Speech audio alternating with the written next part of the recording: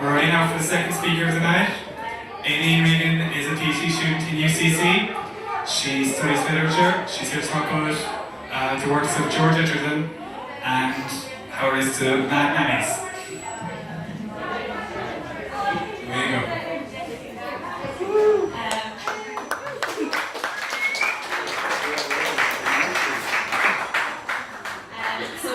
Big disclaimer, obviously my supervisors and we saw this material about 2 weeks ago, so I'll be reading it off and try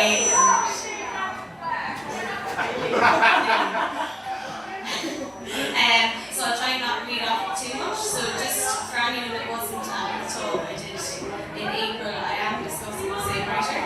I think we all get into that sense of insecurity or PhD, we're like, oh, I'll just back that out in like 2 months, and it's 10 months. It's 10 months later, and it's still. Do you want to just test it? Just keep talking. Okay. So it's 10 months later, and I'm still doing the same writer, but I suppose I spoke on sexual repression in George Egerton back in April, and because my project is basically focused on narrative representations of psychological disorder in Irish women's writing from 1850 until 1914. Now, by using the theories I do, which is post-colonial narrative, psychoanalytic and feminist theory, it can be extremely murky waters because I'm using Sigmund Freud in a feminist way, and also because George Egerton herself was hugely influenced by Friedrich Nietzsche, which I'm sure we've all heard of him, and he's an ultimate misogynist, but she adored him. So I suppose usually when I'm looking at these texts, I look, okay, well, what psychological disorders are represented, and are they insinuating, these writers, that it's caused by sexual issues due to the patriarchal society at the time, or is it because of post-colonial issues, because of Ireland and the state was at the time? But this time, about a month ago, which is our first week here at 3, so we were kind of the vice I'm testing on, I thought of the third possible cause, and that is Irish families. Now obviously, our worst fear, becoming our mothers, isn't exclusive to Irish people at all. We all have those kind of times where something comes out of our mouths and we're like, Jesus, like, I literally sound like my mother, and just the fear. But in George Egerton's work, it seems to be a little bit more complex. I'm not sure if I will include this in my final dissertation or thesis, but it was something interesting. So I suppose when you're using Freudian psychoanalysis, I'm sure a lot of you have heard of studies in this area, and Freud believed that all the psychological disorder experienced by women at the time were due to sexual issues. Now, the key difference with George Egerton is that, yes, she uses remote places, or she doesn't name her protagonists and they're unnamed, whereas Freud came up with code names for his. But the similarity ends there because with Egerton, unlike Freud, who when he was carrying out these case studies, he didn't know initially, obviously, what the issues were. He just always came to the conclusion that it was sexual. And I don't know why after the first 2 or 3 women he kind of didn't think, oh wow, again, sexual. But for Egerton, she is well aware, and she tells you that she's well aware of what is wrong with her characters. And the characters are well aware, and they kind of almost have a joke and a wink about the fact that the men can't figure out what's wrong. This is complicated further than the mother example. So the ways in which the Irish family seem to cause madness in their daughters in these Irish texts that George Egerton has done, whether they be short stories or a novel, is a few different ways. So either the mothers are completely tied up in nationalism, and so they're focused on the sons of Ireland. And that's where you come into the murky issue of, is this the real Mother Ireland, this mad mammy? And then there's also the issues of folklore and myth and what causes madness, when we look at changelings. Angela Burke did a brilliant one called The Burning of Bridget Cleary, if anyone's ever interested. It's brilliant and talks all about that kind of culture that they even believed up until the 1930s. But when you also look at religion issues of Catholicism in the works of George Egerton, it's clear that there is an issue there and how it affects the daughters of Ireland. Mostly it seems to be that there's a theme mothers, whether they are adoptive mothers or they are matriarchal figures, they seem to fail their daughters in preparing them for the role ahead of them in 19th century patriarchal society. So whether that's cheating husbands or, losing their children or sexual repression, that kind of thing. So I'll just go to quick 4 examples, and apologies, I will have to read off, it's a lot of literature, I don't think I have that great memory. So for example, in Virgin Soil from the Discords collection, so this was published in 1894, and it opens with a wedding scene, and the narrator describes how an Irish cook bids a newly married couple farewell, and she does so by throwing an old shoe at them. And the reason is for luck, because she misses, and she says, the narrator says, that worthy woman crosses herself and mutters of ill omens and bad luck to follow, for did not a magpie cross the path, and wasn't a red-haired woman the first creature she clapped eyes on that day. So Egerton talking about omens and an all-seeing eye by the women isn't new in her text. She does this a lot, mostly to highlight the fact that the men don't know what's wrong, but in the Irish context it's a bit more romantic, traditional Ireland, and believing in fairies and magic. But this same indulgence of Irish folklore or superstition is also referenced in a changing style story titled Uni, and it's from the Symphonies collection of 1897. And in contrast, the fairies are seen as sinister and predatory, and in fact they do end up taking her. So it's that idea of changing where Uni is 17 and she becomes so ill and so sick that the fairies end up actually taking her, but it's suggested that the fairies and then the lack of awareness of the women around her who were supposed to be protecting her let her descend into this illness. So in Ireland, as outlined in Uni, the cure for the melancholic state of women in Ireland is advised by a friend called Moll the Hat, who advises Uni that her symptoms will alleviate by eating potatoes and herbs, and by saying Ave Marias and Our Fathers, but they're very specific that it has to be 7 of each. And apparently this is the cure for all mental illness problems. So apart from that ludicrous nature of this kind of cure, it shows the inability of the Irish mothers to separate superstition of old, the myth and folklore, from the new religion, Catholicism. So they kind of blend them in this useless kind of method. And this is what Egerton uses to reinforce the inability for characters to kind of accept their place in Ireland in this time. And again, in the Wheel of God, which is it's almost like a James Joyce Ulysses type situation where you see, instead of setting a day, it's a protagonist Mary is going through her life and she's constantly disappointed by society and self-exile, and there is a lot of psychological disorder present. But she also describes her guardian angel, and it's a very strange description, so it's almost like a Santa Claus kind of thing. She says she believed in her guardian angel. She used to leave him the nicest bit of tart and the most tempting lots of cream, untasted on her plate as offerings.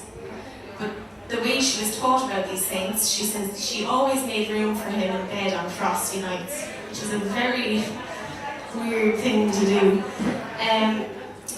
But Mary also rebels against this as she gets older. The more she gets older, the more psychological disorder comes into play. She ends up finding a man in New York who she fancies, and he's only a neighbour, but she has a sexual dream about Jesus because he apparently looks like this.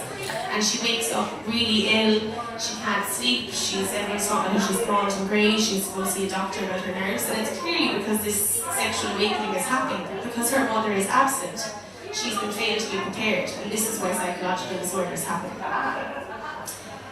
And she talks about the women of her family who are Catholic, and she says her female relatives, her father's womenfolk, were bigoted with shrines or little conventional gods in their souls, and she stresses that in no place are the little gods of baser metal that in snobbish Ireland. And this kind of idea is reinforced in Uni when the protagonist is beaten by her adoptive parents, and this suggests that the violence enacted on children was something that was prevalent and reinforces the violent stereotype of the Irish at that time. And Elizabeth Schuyler Scott spoke on this, saying that in the 19th century, women's ill treatment of children, particularly when received fear as a result of just intemperance, flew in the face of contemporary notions of respectability, especially mothers. And so, with Egerton portraying the Irish Catholic mother in Italy as violent, especially to an orphan that she only houses to make a good impression on the priest, Egerton is pointing out the hypocrisy of the morals within Catholic Ireland. And I suppose the insanity aspect and the links with religion and how these overly religious mothers are causing insanity in their daughters is something that is a niche from Nietzsche that Egerton was influenced by. He even discussed religion in his paper, What is Religion?, which was aptly named. And he said, Nietzsche explains that whenever on earth the religious neurosis has appeared, we find it tied to three dangerous dietary requirements: solitude, fasting, and sexual abstinence. And in Egerton's Ireland text, we constantly see there's references to almost a flashback to the famine, how the hills are described as like a mother looking over her starving children. Uni is described as anemic, and they say that that's just typical of her kind. And clearly everyone's ignoring that something's very wrong, never mind the skulking kind of little fairy that keeps following her around and kind of, it's almost insinuated that he's masturbating while he watches her, and then eventually she's taken. And I suppose there is a PhD student, which is graduating now, her name is Éadaoin Regan, and she discussed how Spanish and Irish fiction, maternal politics, has been subordinated to nationalist political agendas. So this makes it different from the rest of Western literature that she's found. And in this nationalist agenda, it's very clear that the absence of the natural mother can be linked to the absence of a Mother Ireland figure in Egerton's text. And in The Wheel of God, in a more general sense, when it's clear that Mary finds in a boarding house a woman talking about how she fell in love with a man and she wanted to have kids with him, but she didn't, because she said, I should forget the cry of the little ones outside and listening to the cooing of my own. And arguably this is one which kind of points to, well, I thought, a similar idea of Mother Ireland sacrificing her sons for Ireland. If you look at Kathleen Houlihan with W.B. Yeats, she talks about how, you know, if they must give me anything, they must give me all. You're all in, you sacrifice your kids for the good of Ireland. And that's something that seems to be reoccurring in Egerton's text as well. And I suppose that's kind of it. I hope that made sense. Basically, yeah, mothers make us all mad, and we knew that anyway. It's not individual to Ireland. As I said, I'm not sure if I'm going to include it. It's just something that I came across and I didn't expect, because I'm usually looking for, does patriarchal society cause madness, or is it the post-colonial situation? But it appears that in Egerton's Irish text, at least, it's the mothers that are to blame. Sorry, Annie Lammy's in there. But yeah, that's it. So, thank you. Is there any other questions for Eugene?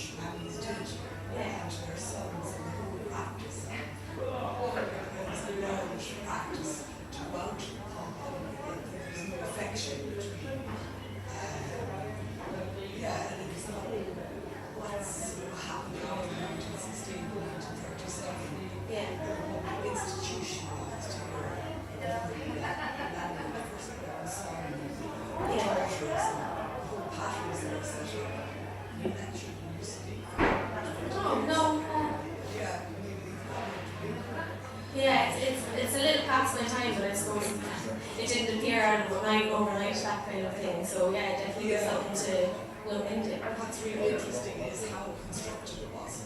Yeah. It wasn't an accident. Yeah.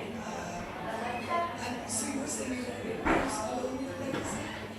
Sorry? Are you saying you're looking at post-colonial legacy? Yeah, Yeah, well, basically this is the first writer. I have another 51 to go You're the through. second So, Hildron here by chance. Hildron.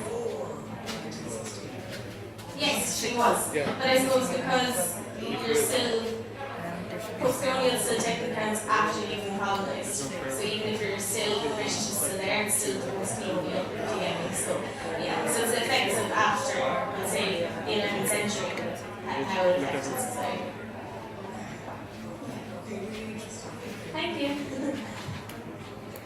Does anyone else have any questions? I was just wondering, like, how many texts do you see as similar? You know, you said. Thank you. You said that you noted this, like, that mothers have an effect on the writer, on the story, like progression. Like, how many texts did you notice that? And was it like a common underlying, or was it something that was just in a couple? Yeah, it was something that's in all of her texts. The mother seems to always be absent, and even though Egerton actually adored her mother, and her mother died when she was quite young, she still had that absence there. But it seems to be that in all the texts, there is some sort of failing of her mother to be there, whether emotionally or physically. But in the Irish texts, the mothers aren't really a background character. Usually the protagonist it's mostly about her and perhaps references husbands. But in the Irish text, for some reason, the mothers really come to the forefront, and they're really, really violent, and they're often adopted figures rather than birth mothers. And they're the ones that cause the issue, and obviously that's very harrowing when you know what went on later on down the line. But I mean, it always seems to be linked that the mothers that are cruel or violent or manipulative are the ones that are involved in the nationalist movement very heavily. Or they're very religious, and it's constantly to make a show for the priest. So yeah, it's just kind of happened that I found it in the last few weeks when I kind of stepped away from looking at the sexual side, and I kind of found all of this. Does anyone have any other questions? No. Thank you.